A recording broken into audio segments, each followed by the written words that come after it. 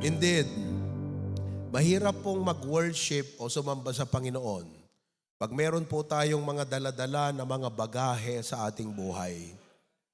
It's important to worship the right God. It's important to worship with the right church. It's important to worship with the right attire. But it is most important to worship with the right heart. Sapagkat oras na ang puso ang may depekto at may problema, hindi po magiging maayos ang ating pagsamba sa ating Panginoong Diyos. Kaya ngayong umaga, I'd like to talk to you about overcoming the hindrances to proper worship. Overcoming the hindrances to proper worship. There your Bibles with me to John chapter 4. Alam mo yung Bible ko? Verse number 23 and 24. John chapter 4, verses 23 to 24. That's in page 1191. We have a wonderful music ministry in the church. Praise God for that. Palakpakan natin. Palakpakan po natin ang biyaya ng Panginoon. 1191. We'll read verse 23 and 24. Everybody go. But the hour cometh, and now is, when the true worshipers shall worship the Father in spirit and in truth. For the Father seeketh such to worship Him. God is a spirit, and they that worship Him must worship Him in spirit and in truth.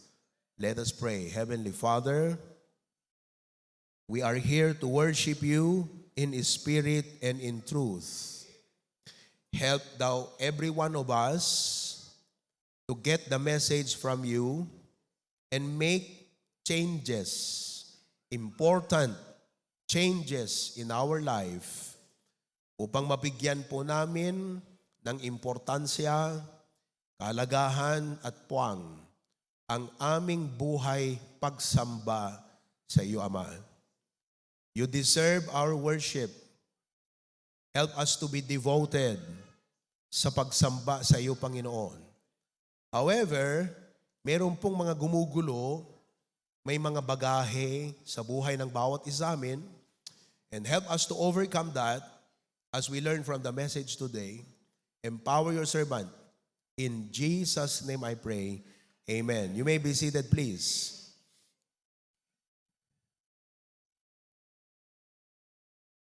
Ang sabi po ng ating binasa, this is from the mouth of Jesus Christ. Ang sabi niya, but the hour cometh, and now is, when the true worshipers shall worship the Father. Ang hinahanap po ng ating Ama ay hindi lamang attenders, kundi worshipers. Everybody, say that together. Go. Anong hinahanap ng Ama? Hindi lang attenders, kundi ano? Maybe you are here to attend. But the purpose of coming here is not only to attend. The purpose of coming here is to worship God. Kaya tayong mga members, mga mananampalataya, isang bagay po na ating madala ang ating mga sarili at mga pamilya sa bahay ng pananambahan. That's attendance. But every one of us should not only be good in being an attender, but we should be good in being a worshiper. Ang ating tema sa taon na ito is growing and abounding. Amen po ba? Ano yung tema natin? Ewan ko po kung saan kayo aspeto ng buhay nag-a-abound. Wag na wag kang mag-abound doon sa labas ng kalooban ng Diyos.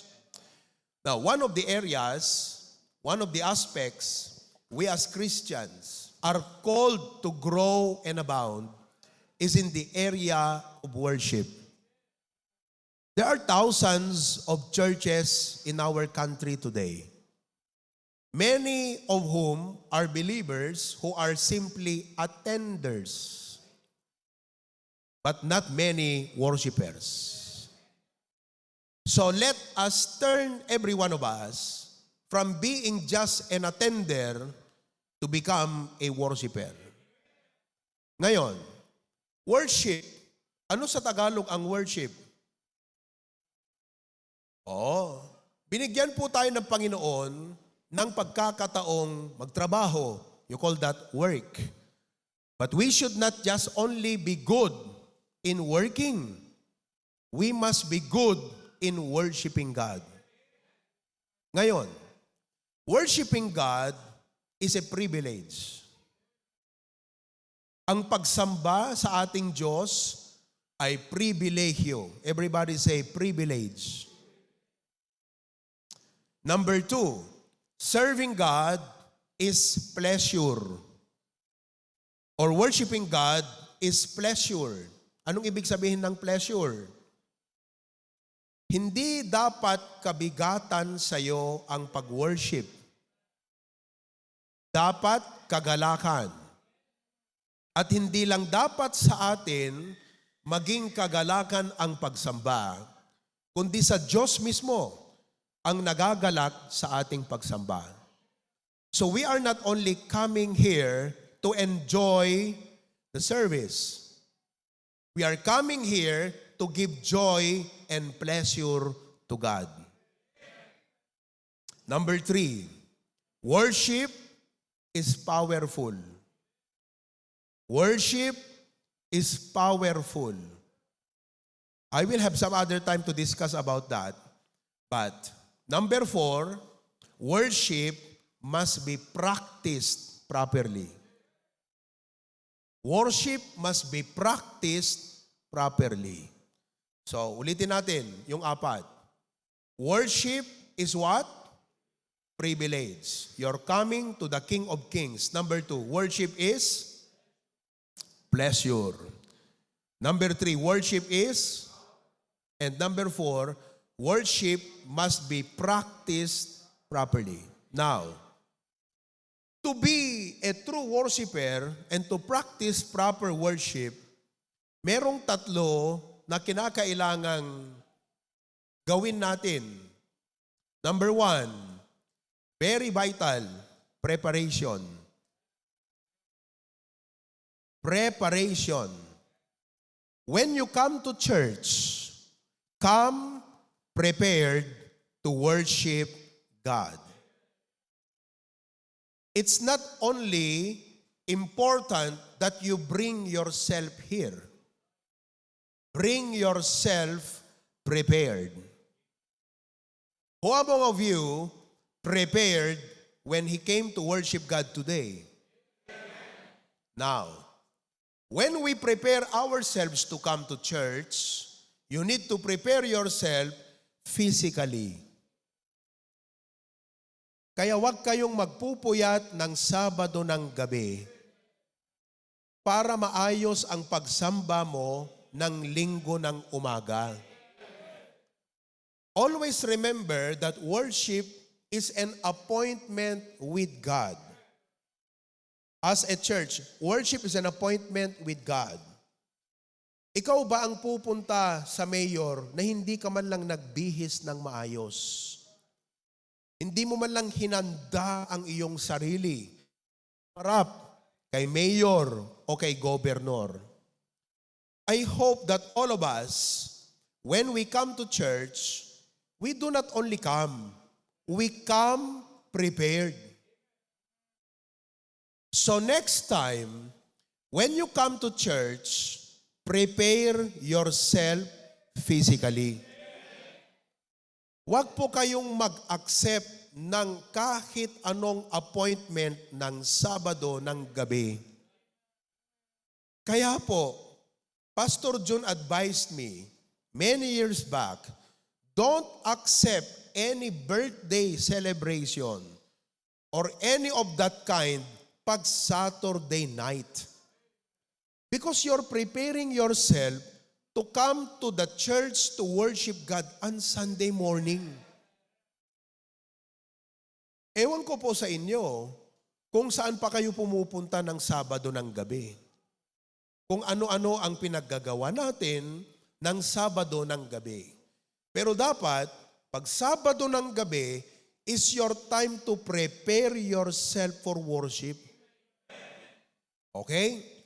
Not only prepare yourself physically, prepare yourself mentally. Huwag naman po yung pumunta ka sa church, yung utak mo ay hindi prepared na makinig. Hindi prepared ang ating isip. Naunawaan niyo po ba? Are you mentally prepared right now? Are you mentally prepared? Oh. Not only prepare yourself physically, prepare yourself mentally, but when you come to church to worship God, prepare yourself spiritually. Anong ibig sabihin po nun? Handa ka spiritually na magsamba sa Diyos. For example, you're prepared with your tithes and offerings. Iwasan po natin yung pumunta ka sa church na pagdating sa giving, kung ano na lang ang madukot, ibig sabihin, hindi ka naghanda.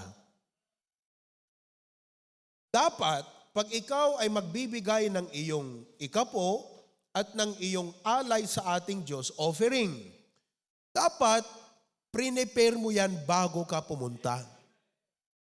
So, the problem why many people and Christians are not worshiping properly is simply because of lack of preparation.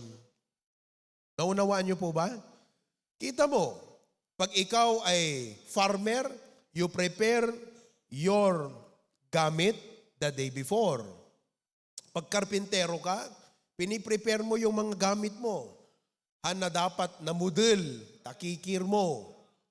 Na dapat pugsa-pugsat, tametrom. Lahat yan, prepared. So, when we come to worship God, let us prepare. And I speak to you, fathers, let us set our family na pag Sabado ng gabi, matulog na. Pag alas 9, akin na yung mga cellphone ninyo. Matulog na kayo at maaga tayo bukas. I know that many of us have struggles of leading our children at home. That's your reason to pray. That's not your reason to miss. That's not your reason to disobey God. That's all the more your reason to pray. Naunawaan po natin? Kaya kung medyo mahirap na pangunahan ang ating mga anak, yan ang isang mabigat na dahilan kung bakit dapat mas malakas ang prayer mo kaysa sa tigas ng ulo ng ating mga anak. Naunawaan po natin. So next time, when you come to church, what do you do? Number 1, one more time please. What do you do?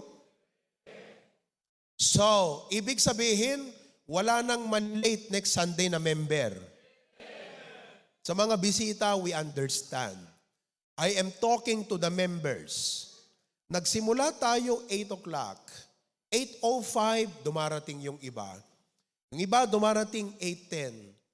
Hindi ba ang pangit sa harapan ng Diyos na ang ganda-ganda nung kanta ng choir, nagsimula na ang worship, pero hindi pa na-fill upan yung mga upuan. Yung iba naghahabol. Alam nyo, isa sa mga dahilan kung bakit pwede tayong malate sa church ay unprepared. Kung 7:30 ka nagaling sa bahay nyo, sa tingin ko hindi ka malilate. Pero kung umalis ka ng bahay nyo ng 7:45, at 8 o'clock ang oras ng samba, malaking tsansa malilate ka. Tanong ko sa'yo, Okay lang ba sa'yo ang malate sa church? Okay lang ba sa'yo? Kung ikaw ay member na late, hindi ko kayo pinapagalitan. Huwag kayong ma-offend. Huwag ito ang maging dahilan na sumama ang inyong loob. Amen po ba? Pero tanungin kita, okay lang ba sa'yo ang malate sa church? Kasi kung hindi okay, hindi ka malilate. Kaya ka na late kasi okay lang sa'yo. Ngayon, kung hindi okay ang malate, anong gagawin mo para hindi ka malate? Prepare ahead. Kung gumising tayo ng 6 o'clock kaninang umaga, 6 o'clock, aba, yung 6 o'clock, nagsisimula pa lamang po ang practice ng choir. Kasi mula 5 o'clock hanggang 6 o'clock, prayer time po nila. Isinama ko na rin ang AV. Isang oras po silang nagdasal at nanalangin dito. Yung iba nga sabi, ang ganda nung naging result ng prayer time dahil naibigay ko sa Panginoon ang aking mga kabigatan. Yung mga answers ay narito ng 7 o'clock sapagkat nakasama ko rin silang mag-pray ng alas 7. Kung gumising ka po ng 6 o'clock kanina, ito hindi ko sinasabi para magilty ka. Pero kung magigilty ka, sana holy guilt. Hindi po siya carnal guilt. Yung guilty ka na convicted. Kasi tama naman eh. Kasi iba yung nagilty ka na carnal ang dating sa atin. Sana po, pag nagilty ka, yung holy guilt, convicted, nakakahiya sa Panginoon. Amen po ba? So kung gumising ka ng 6 o'clock kanina, magsisimula pa lang yung choir mag-practice. Kasi 5 to 6 nag-prayer time. Tapos nandyan na sila, handa na magsamba sa Panginoon. Nasaan ka nung magsimula ang pagsamba? Okay lang ba sa'yo ang malate? Sana po, alisin natin sa ating mga isip, mga members, na okay lang ang malate sa church. Kung hindi okay ang malate sa school, hindi okay ang malate sa pinag-usapang appointment. Kung karpintero ka, hindi okay ang malate sa trabaho. Dapat higit sa lahat, hindi okay ang malate sa church sa ating pagsamba. So, yan ang una na dapat na ating isettle sa ating puso at isip. Hindi okay ang malate. Ngayon, pag hindi okay ang malate, ang gagawin mo, preparasyon. Number 2, upang maging maayos ang ating pagsamba. Number 2, participation. Participation. Isang bagay po ng ating mga bisita, kung second time ka, third time, malamang hindi ka makakapag-participate sa ating mga kanta dahil nga first time mo, di ba? Halimbawa, yung Give Them All, yung iba sa atin, first time yung marinig yun. Yung kanta kanina na My Heavenly Father watches over me. Alam ko na habang kumakanta kanina ang church, napapakinggan mo at binabasa mo, ang ganda di ho ba? Ang ganda di ho ba? Pero siyempre, hindi ka pa makapag-participate kasi bisita. But now, I am talking to you members. Mag-grow ka naman sa worship life mo upang ang mga inaawit natin, familiar ka. At alam mo yung kanta.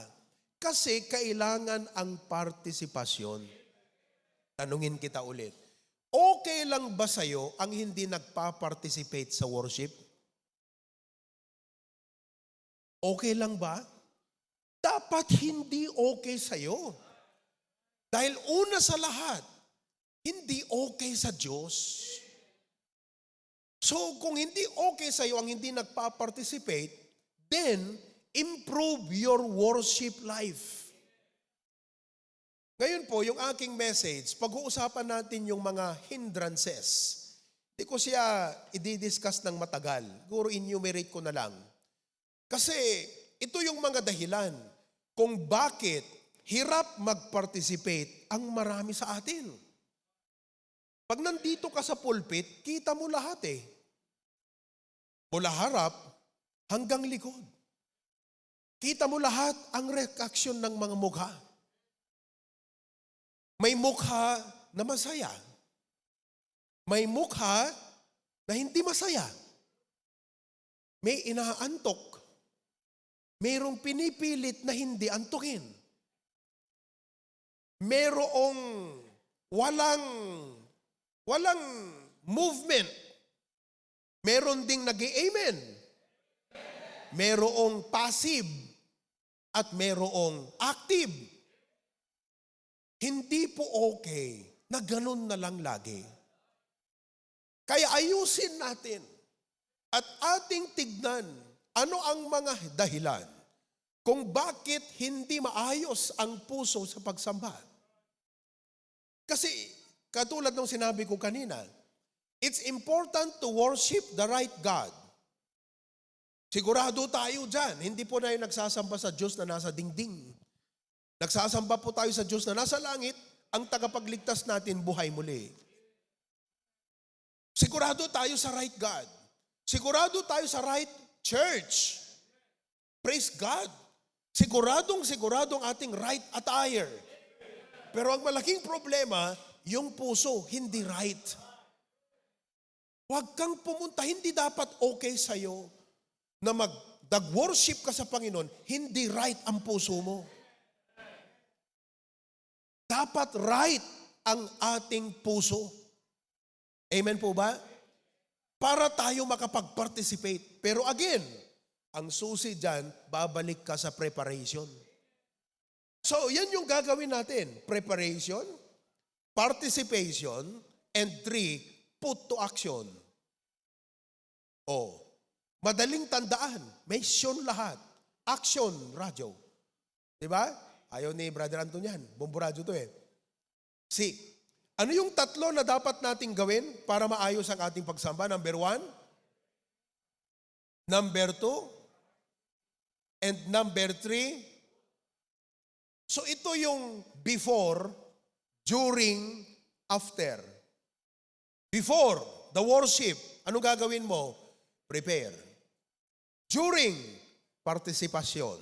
After, put to action. Yung natutunan mo ngayon, gumawa ka ng kaayusan sa buhay mo para this coming Sunday, hindi ka na malilate. Amen po ba? At kung medyo gutumin tayo, kumain tayo bago pumunta.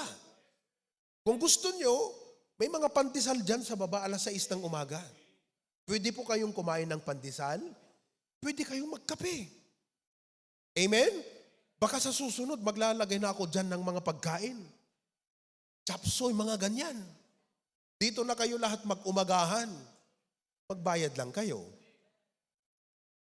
Pero let us make service and worship special. Not ordinary. Not taken lightly. Not taken for granted. Na okay lang ang okay na. Dapat, let's give to God an excellent service when we worship Him. Remember, He deserves the best that we can give. God does not deserve our leftovers. He does not deserve yung okay na yan. He deserves the best that we can render to Him. So yan po. Ngayon, I have identified 5 hindrances or barriers when it comes to worship. Number 1, kung bakit hindi makapagsamba ng maayos is because of worry and anxiety. Everybody say that word, worry and anxiety. Alam niyo po, ang worry sa Tagalog ay ano? Nababahala. Anxiety. Nababalisa. May problema na iniisip ka kaya hindi ka makapagsamba ng maayos. Sino po ang may mga problema ngayon?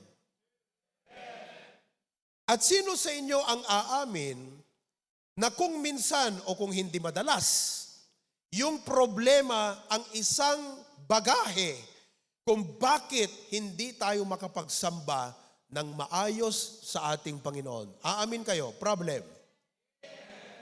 Okay. Let's work with that. Alam niyo po ba na ang worry and anxiety is simply, it's being controlled by fear. Takot. Or sometimes we call it overthinking. Mga kapatid, huwag dapat tayo pangunahan or we should not allow ourselves to be ruled by fear, but by faith and peace. Listen, when you trust God, it does not mean you ignore the reality of your problem, but you only chose to hope in God, no matter how big your problem may be. Ulitin ko po, it does not mean that when you trust in God, you ignore the reality of your problem. But it only means, pinili mo to hope in God, even how big your problem maybe is. Naunawaan niyo po ba? Dalawa lang ang pwedeng mag-rule. At alam niyo kung bakit mahalaga na makonquer at ma-overcome natin ang fear. Dahil po, fear can affect the quality of your worship. Papaano? It affects our priority. Kaya imbes na nasa church, nandun nag-a-assignment, gumagawa ng project, nagre-review dahil mag-exam bukas, magdidepend daw sa thesis, at mayroong quiz nga sa week na to. At dahil po sa takot na hindi makapasa, sa takot na baka hindi makagraduate, inuuna yung dahilan ng takot kaysa ang pagsamba sa Diyos. Kung ikaw ay natatakot, hindi makakatulong sa iyo ang takot. Hindi masusolve yung assignment mo. Hindi masusolve ang problema mo. Malamang, na-solve mo yung assignment mo. Nag-review ka, pero wala na yung favor ng Diyos sa iyo. That's why you have to choose and praise God na by God's grace, unti-unti, natututo na ang marami sa atin. Na sinasabi natin, dyan ka muna, assignment. Project, saka na. I will seek the kingdom of God first. And all these things shall be added unto you. Ang sarap po, na ikaw ay nasa church at iniwan mo yung gawaing, natatakot ka na baka hindi makapasa o ano man yan, needs or whatever. But you're in church and you are worshiping God because of your faith. Naunawaan po natin? So I hope and I pray na pagdating sa susunod na may ganong pangyayari, maiipit ka sa araw ng linggo at kailangan mong magdesisyon. Sana po, piliin natin ang Panginoon at hindi ang ating mga problema. Dahil po, ang ating Diyos ay mas malaki kaysa sa ating problema. By the way, fear is not from God. Ang sabi po ng 2 Timothy 1:7, for God hath not given us the spirit of fear, but of power and of love and of a sound mind. So, kung ikaw iniisip mo, next time na ako mag-church, maiintindihan ng Panginoon. Mayroon akong assignment at project na dapat gawin. Kailangan kong magremedyo para sa aking anak. sa kanyang tuition fee. Sana po maalala mo, teka, hindi tama ito. Ang lahat ng iniisip ko ay fear-driven. Ang nagdadrive ay takot. Dapat faith-driven. Meron pa sa inyo, by way of raising your hand, ay makakapagpatotoo ngayon na mayroon ding sitwasyon sa buhay mong naipit ka, pero pinili mo ang Panginoon at hindi yung problema mo, at later on, nauna ang Diyos sa buhay mo, sinetel niya rin ang problema sa buhay mo. Meron po ba? Kaya dapat magpatuloy ka na sa pedestal na yan. Another reason why worry and anxiety can affect the quality of worship, it affects our focus. Malamang, nagawa mong unahin ang Diyos, pumunta ka, dahil nga out of discipline, out of commitment. Sabi mo, hindi, commitment ko to. Kaya nasa church ka, kahit may problema ka, ang problema, hindi nawala yung takot, yung worry. Nandun pa rin. So you are physically present, but mentally absent. Hindi po ba? Sino po sa inyo, kung hindi minsan ay madalas, kung hindi madalas ay minsan, nasa church, physically present, pero mentally absent dahil iniisip mo ang mga problema at pangangailangan mo? Be honest, raise your hand. Good. That's why it affects the quality of our worship. Ito po ang dapat mong gawin. Philippians 4:6-7. I-memorize mo yan. Kabisaduhin mo. Pero higit sa lahat, i-apply mo. Ang sabi, be careful for nothing. Biruin mo. Ang Diyos ang nagsabi. Ang ibig po sabihin ng be careful for nothing, huwag kang matakot sa kahit ano.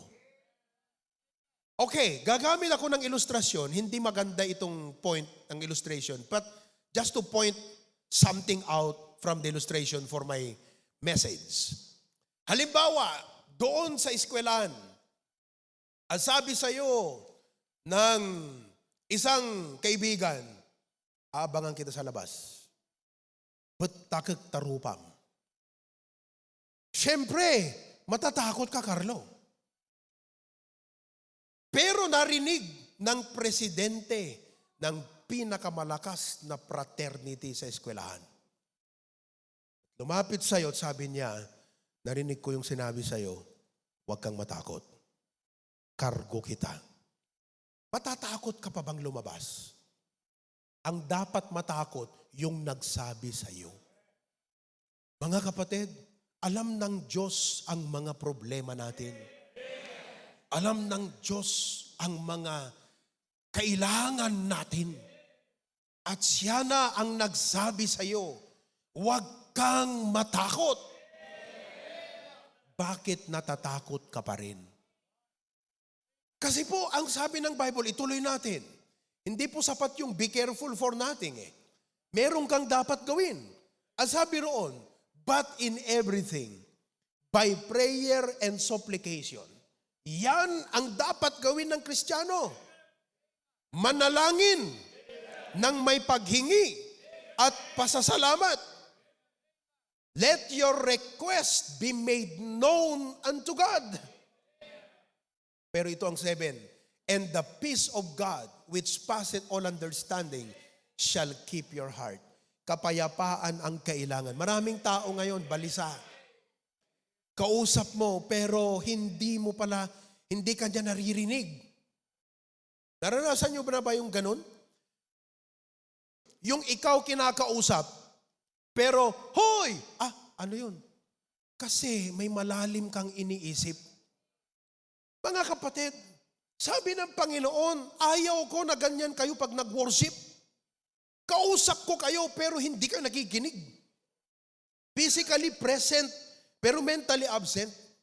The body is in church, but the mind is on the problem. The mouth sings, but the heart is restless. Amen po ba? So that's one word that you need to learn today, mga kapatid. let us conquer our fear. Ito po ay mga bagay na hindi mo nakikita, pero it affects the things that you see in your life. These are internal problems that affects the external quality of your life. If you're ruled by fear, it affects the external quality of your life.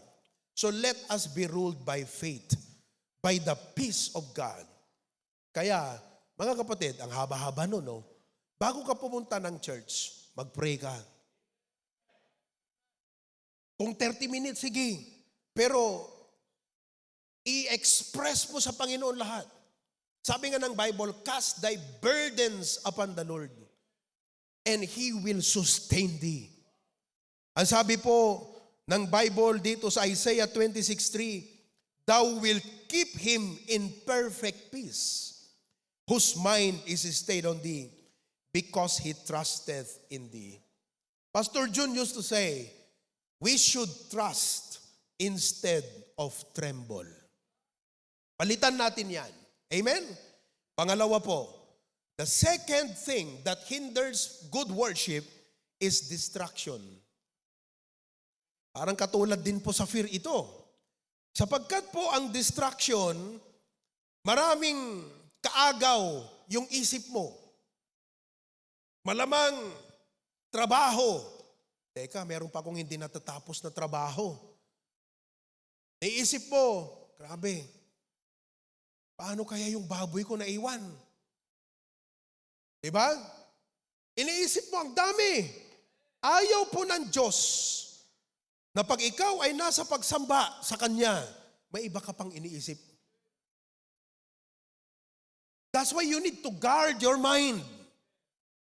And learn this. Ang sabi ng Psalms 86:11, teach me thy way, O Lord. I will walk in thy truth. Unite my heart to fear thy name. Oh. Kumusta po ang ating isip ngayon? Damagaman ta kaabay mo? Kumusta ang isip mo? Come on, ask your seatmate. Next time mga kapatid, I know, right now I understand. Kung marami sa inyo, lutang. Kung hindi, parang wala sa focus. Pero after na maituro ito sa atin, by the grace of God, dapat next Sunday, pag pumunta ka sa church, may presence of mind ka. At nakapokus ka sa Panginoon, that in every part of the service, makita mo sana ang Diyos. Mula sa simula na pagkanta ng choir, wow Lord, ang ganda. You are great, Lord. Sa pag-awitan, kakanta na tayo, nakapokus ka sa Panginoon. Hindi yung kumakanta ka, bumubuka yung bibig, pero yung utak nandun sa mga barkada. Nandun sa bahay. Niisip mo yung labahan mo, hindi mo pa nasisimulan. Sino po sa inyo ang may iniwang labahan sa bahay? Don't let that distract you. Kasi mga kapatid, pagka nag-focus ka sa Panginoon at nag-worship ka ng maayos, tiyak, tutulungan ka ng Diyos sa mga gagawin mo pagkatapos. Pero, mag-focus ka muna sa Kanya ngayon. But that's the problem with many. Kaya sabi ko, Panginoon, parang bakit ngayon? May mga mag-worship, nakatingin, pero malayong iniisip. Lutang, maya-maya, tulog. Bakit? Yung utak, masyadong maraming distraction. Mga kapatid, bumabalik tayo. Worshiping God must be special. It must be excellent. God deserves it. So hindi pwede yung nandyan ka, tapos ganyan lang ang ginagawa mo sa Kanya. Amen po ba? Okay, next. Number 3. Pangatlo po na bagahe, hurts and pain. Hurts and pain. Ano ang hurt sa Tagalog? Nasaktan ka. Nasaktan ka dahil meron kang mga pinag-pray na hindi sinagot ng Diyos ayon sa gusto mo. Nasaktan ka dahil sa sinabi ng tao sa'yo. Nasaktan ka dahil hindi ikaw ang natanggap sa trabaho. Nasaktan ka dahil sa sinabi ng kapitbahay mo. O ano man yan, kapatid. Pag nasa church ka at nagsamba ka sa Panginoon, na may ganun po tayo, hindi tayo makakapagsamba na maayos. Ang sabi po ng Bible, by the way doon sa first point, ang keyword, faith. Doon sa number 2, focus. Amen po ba? Dito sa number 3, hurts and pain. Ang keyword na inyo pong pag-aralan ay yung pong salitang forgiveness. Forgiveness. Alam niyo po, not all pain becomes bitterness.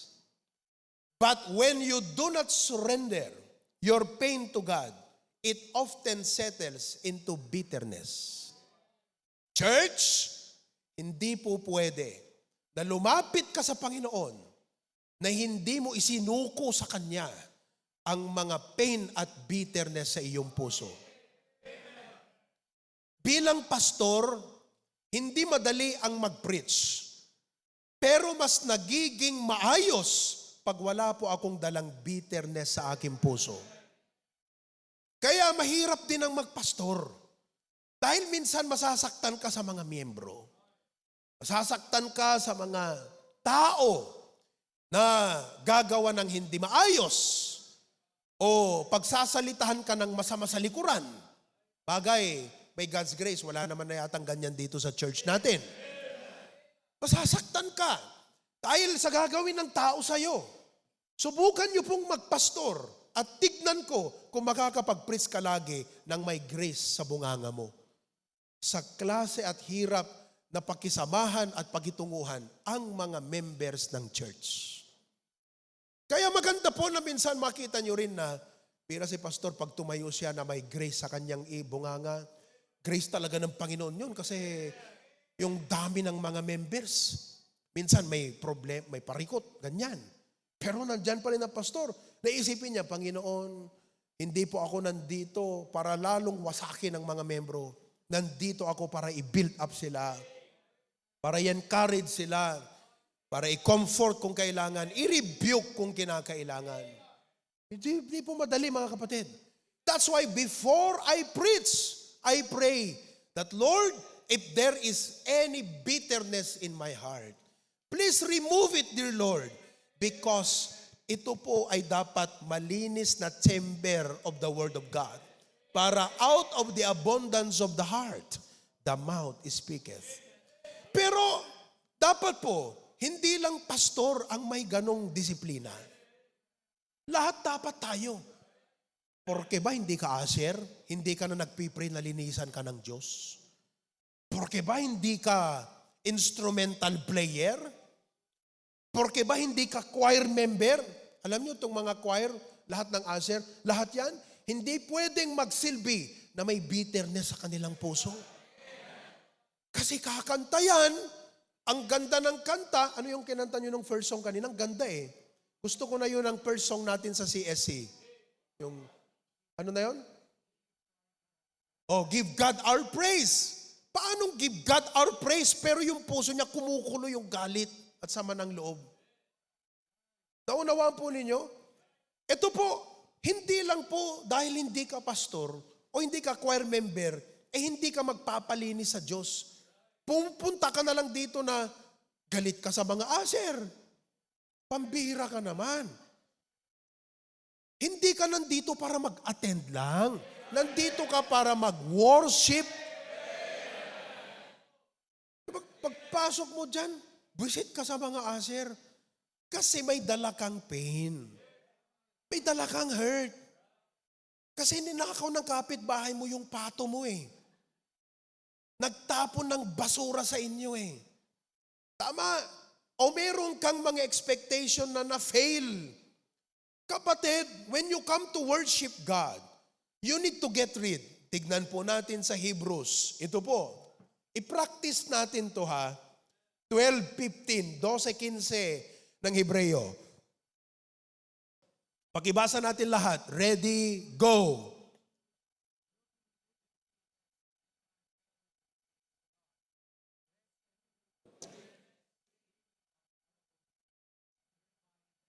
Kita mo niyan? Root of bitterness. Alisin. Huwag pinapatagal dahil mas lalong lumalalim. Ang bitterness po, listen, ang ating buhay mga Kristiyano, hindi po dinesign upang maging basurahan ng mga sama ng loob, ng puot at ng galit. Ito po ay dinesign ng Diyos na maging lalagyan, sisidlan ng Kanyang dalisay na salita upang maging buhay po natin ang mga words of God na ito.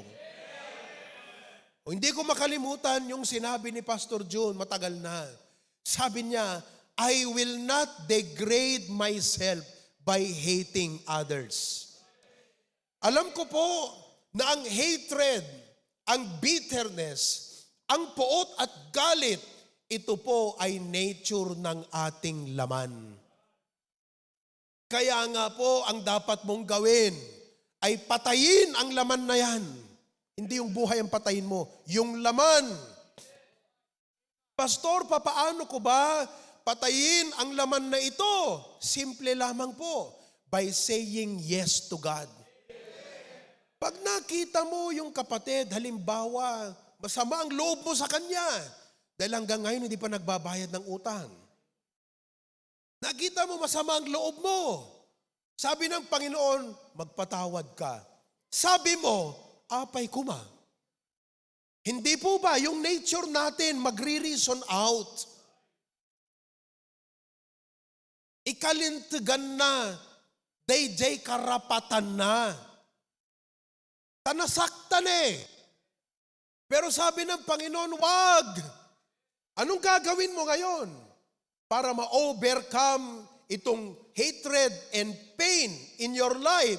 Ang sabihin mo, okay Lord, sa'yo ko na ibibigay itong galit ko. Bahala ka na lang sa Kanya. When you say yes to God, you defeat your enemy. You know, in warfare, surrender is defeat. But in the Christian life, surrender is victory. Parang gusto mo kasi na makabawi. Gusto mo na maghiganti, samantalang hindi ka naman matangkad. Ang naghihiganti lang yung matangkad. Higanti nga eh. Gusto mong maghiganti. O gusto mong makabawi. Ang sabi ng Diyos, basahin natin. Roma 12. I-practice mo to. Sa tagal na nating Kristiyano, dapat master na natin ito. Pag hindi mo pa ito na master, parang failure ka lagi sa Panginoon. Ang sabi ng Romans 12:19, vengeance is mine. Hayaan mong ako ang maghiganti. Pag binigay mo na sa Diyos ang posisyong maghiganti, hindi na ikaw maghihiganti. I will repay. Tiyak. Kung ano yung hindi makatwirang ginawa sa iyo, ibabalik ng Panginoon sa Kanya. At ikaw, halimbawa, ikaw ay lalong mas i-bless pa ng Panginoon. Kaya, ano sabi po? Ephesians 4:31-32. Nakikinig pa ba kayo mga kapatid? Ang sabi, let all bitterness, all, not some. Huwag kang magtira ng galit kahit isa lang. Ito man ay isa, kahit sino, huwag kang magtira. Let all bitterness and wrath and anger and clamor and evil speaking be put away from you. Alisin mo siya na parang kalat sa buhay. Shoo! Na parang langaw. Ikaw ba, pag kumakain, enjoy mo na dinadapuan ng bingraw yung pagkain mo? Wow! Sige. Di ba? Tapos kinuha mo yung bingraw, sinupsup mo. Ganyan din po ang galit. Kung sinabi mo, "Ho!" Dapat ganun din po. Huwag mong hayaang dumapo sa'yo. Put away, and you will see the difference of worshiping God without pain and bitterness. in your life. Amen ba mga kapatid? Kaya sabi po ng Colossians 3:13, forbearing one another. Forgiving one another. Tayo kasi nagbibilang. Sabi ng isa, Panginoon, ilang beses ba ako magpatawad sa kapwa?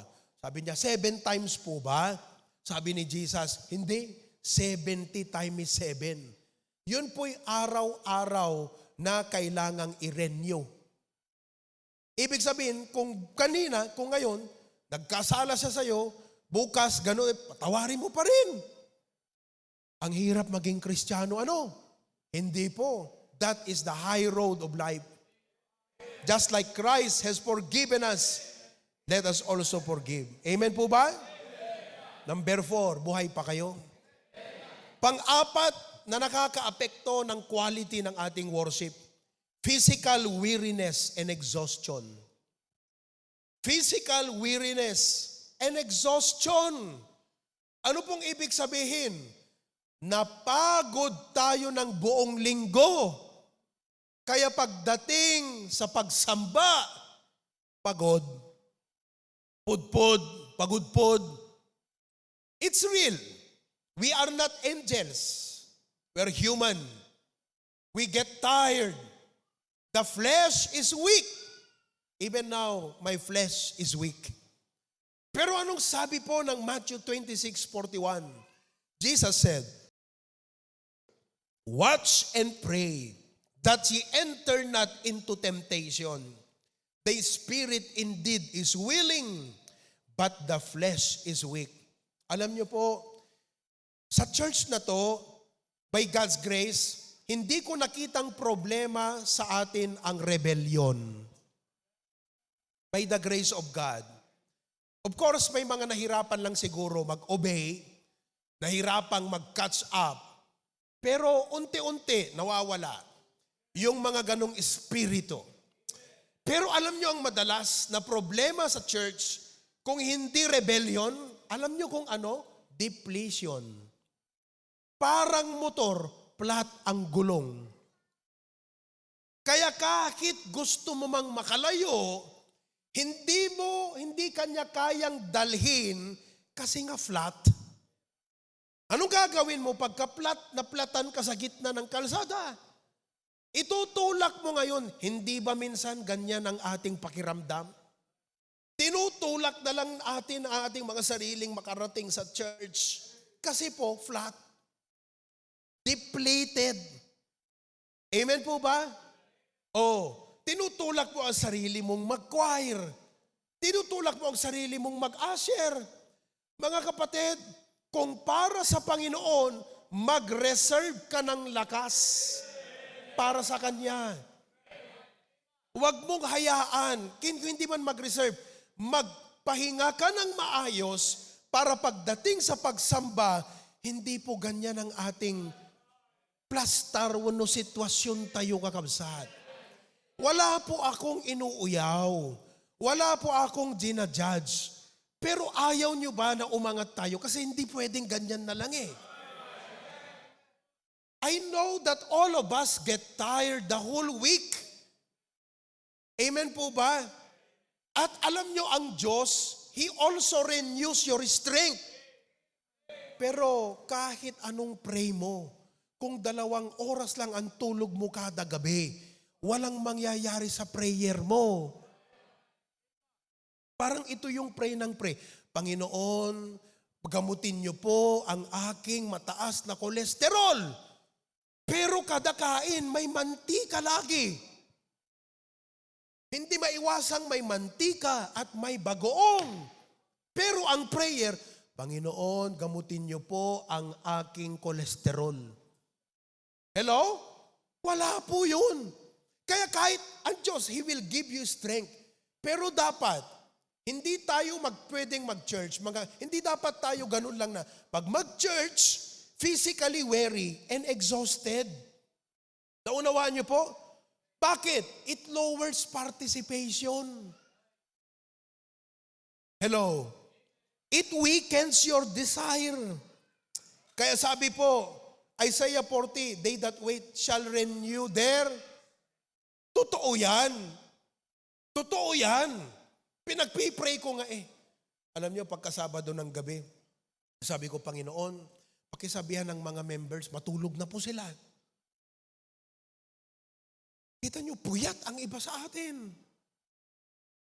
Hindi kasi dapat kayo napupuyat ng Sabado ng gabi. Para sa Panginoon. Hello. Kung maaari po, 10:00 matulog na tayo ng Sabado ng gabi. Hindi ko ginagawang rule. Pero kung gusto mong gumawa ng tama, eto, wisdom. Prayer is very important. Yes. But you need to apply wisdom in your life para may silbi yung prayer natin.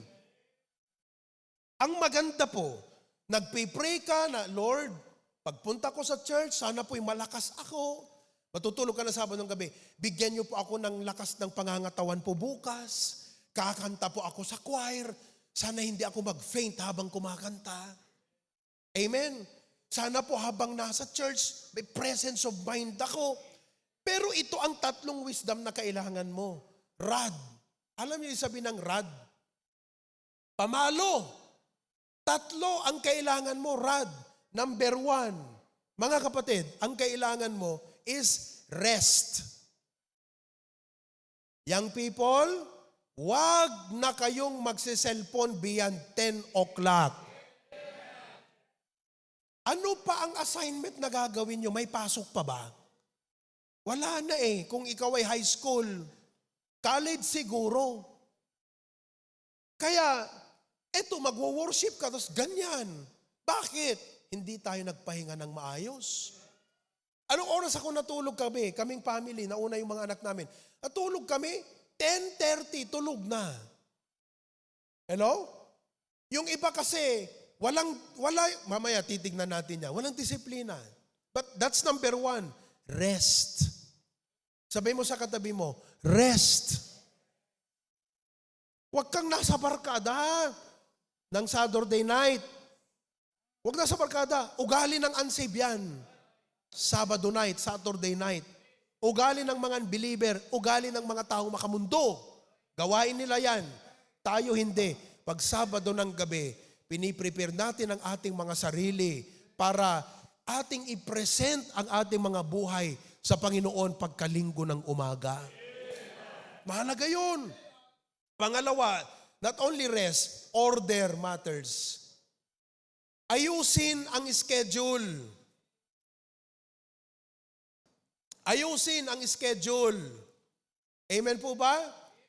Oh, and letter D, discipline. Rad. Rest, order, discipline. Yan po ang kailangan. Kung wala kang rest, mahirap. Wala kang order, mag-order ka na. Sabi mo sa katabi mo, mag-order ka na.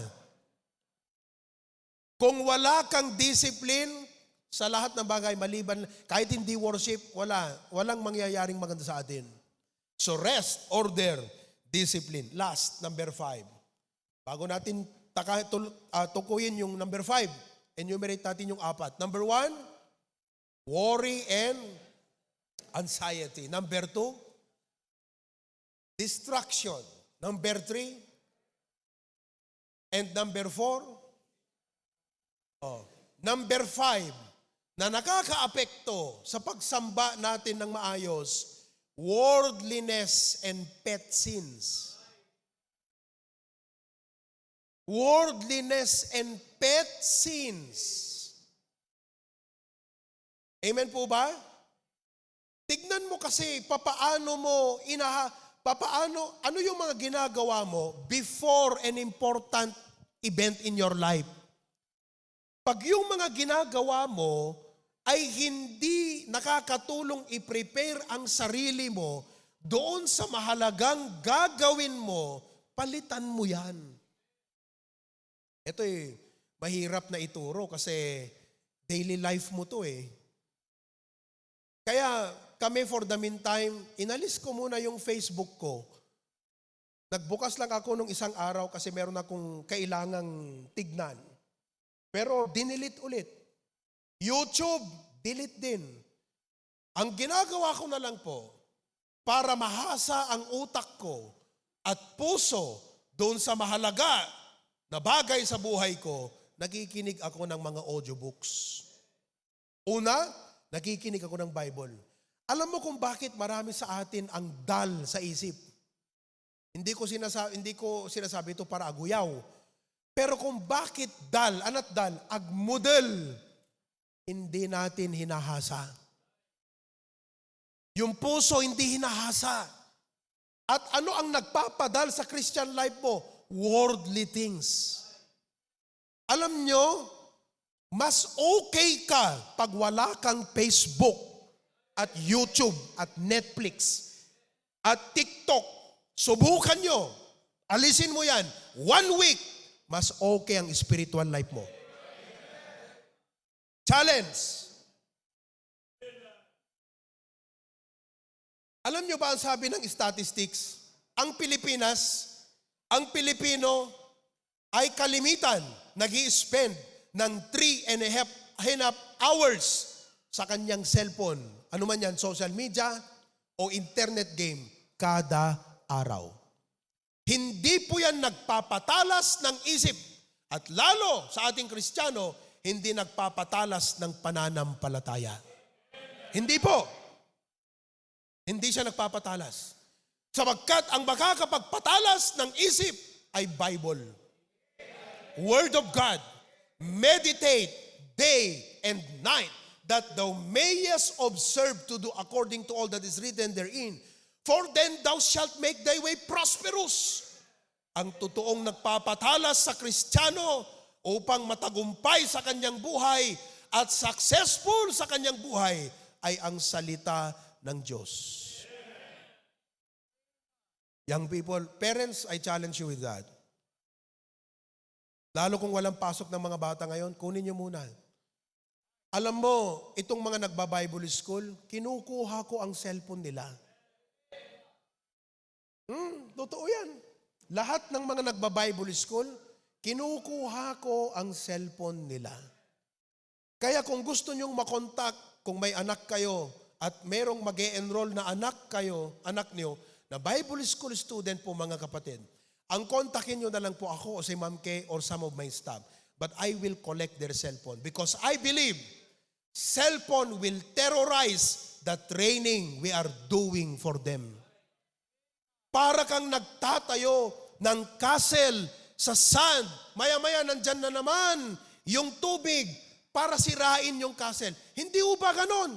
Nandito ka, nag-attend ka ng camp, blessed ka. Nung umuwi ka, binalikan mo lahat yan. Nawala lahat, nawas out. Malaking bagay na ang Kristiyano ay ma-realize niya ito. At sa kanyang sarili, sa Panginoon, mag-commit. Sabi niya, Panginoon, I will not love the world, neither the things that are in the world. I will not conform myself to the world, but I will renew my mind. I will be transformed. Are you listening? Oh, kaya, kukulikin kong cellphone. Walang cellphone yung mga yan. Ewan ko, kung meron silang tinatago na secondary cellphone, kasalanan na nila yun. Baka meron, tinatagong secondary cellphone, na pag wala, hindi nakita ni pastor, ayun, nagsi-cellphone, nagpe-Facebook na naman. Pero hindi pwede. Amen po ba? Oh, kaya wag Diyos, nung una, alam nyo, meron tayong mga Bible student. Nung una, kinulek ang cellphone. Unang araw, medyo okay. Pangalawang araw, alam mo yung feeling na mamamatay ka? Kasi, you're too attached with something and suddenly, kinuha sa'yo. Para kang namatayan ng mahal sa buhay. Kaya yung ibang mga estudyante, pangalawa, pangatlong araw na walang cellphone, ang tatamlay, ang lulungkot ng mga buhay. Ang tawag doon, kapatid, transition. Pero at the end, after that process of life, the transition na nawalan ng cellphone, naka-adapt din sa buhay na walang cellphone. Naunawaan nyo ba? Oh, mamayang hapon, bumalik po kayo. One of the topics I will discuss is about parenting. Tutukuyin ko mamaya, hopefully, makatulong sa atin, papaano maiwasan na lumaking bakla ang mga anak nating lalaki. Yan. Okay? Bumalik kayo mamayang hapon sa fellowship, 2:30. Kaya ngayon ay pansamantala, magtatapos na tayo. Pero sa dinami po ng aking sinabi, sana may naiwan sa atin. At pag uwi, sabi natin, Lord, next Sunday, para sa iyo, I will come prepared. Let's come to church prepared. We are not only attenders, we are worshipers. And all of God's people say,